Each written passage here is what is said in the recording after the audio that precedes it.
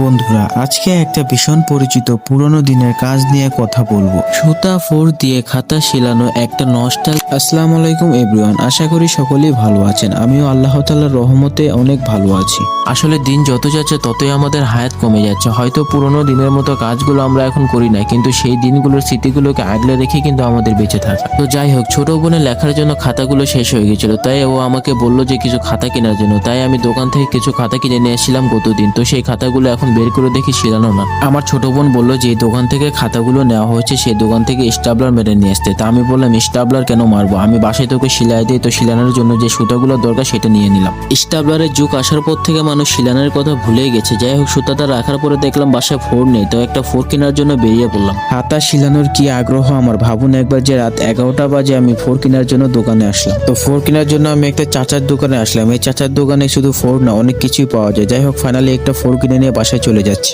এই ফোরটার দাম নিয়েছে মাত্র 10 টাকা। আর আগের যে ফোরটা ছিল, আমার আব্বু মোটা একটা বই শিলাতে গিয়ে সেটা ভেঙে ফেলেছে। তো গাইস, মিয়া বিবি রাজি, তো খাতা শিলানো শুরু করে দিয়ে আছি। প্রথমেই আমি কয়েকটা সাদা কাগজ নিলাম। সব কাগজগুলোকে সমান করে একসাথে মিলিয়ে নিব যেন একদম সোজা থাকে। খাতা বানানোর সবচেয়ে মজা হচ্ছে নিজের হাতে ছয় বানানো একটা সাদা মাথা জিনিসটাও যখন নিজের কাছে অনেক স্পেশাল মনে হয়। সুতা ফোর দিয়ে খাতা সেলাই আমাদের ছোটবেলার একটি মিষ্টি স্মৃতি। যখন নতুন কোনো খাতা কেনার সুযোগ ছিল না, তখন কয়েকটা সাদা কাগজ জোগাড় করে নিজে একটা খাতা বানিয়ে নিতাম। আজ আবার সেই দিনটার অভিজ্ঞতা একটু ফিরিয়ে আনলাম। ভাইরে ভাই, আগের দিনে সেই পুরনো কথা মনে পড়ে গেল। আমার আব্বু যখন খাতা কিনতো তখন এক ঋণ কিনতো। এক ঋণ কিনে যখন মানুষ ভাত খেতে যেভাবে তরকারি নিয়ে বসে, অনেকগুলো জিনিস নিয়ে বসে, সেরকম আব্বু খাতা শিলানোর জন্য ফোর সুতা অনেক কিছু নিয়ে বসতো এবং আমাকে ধাপে ধাপে একটা করে খাতা সেলাই দিত। এই দিনগুলোকে ভুলে যাচ্ছেন যখন আপনার বাবা একটি ঋণ কিনে নিয়ে এসে যখন ধাপে ধাপে একটি করে ভালোবাসা এবং স্নেহ ভরা দিয়ে একটি খাতা তৈরি করে দিত। সেই দিনগুলোকে আপনারা অস্বীকার করছেন।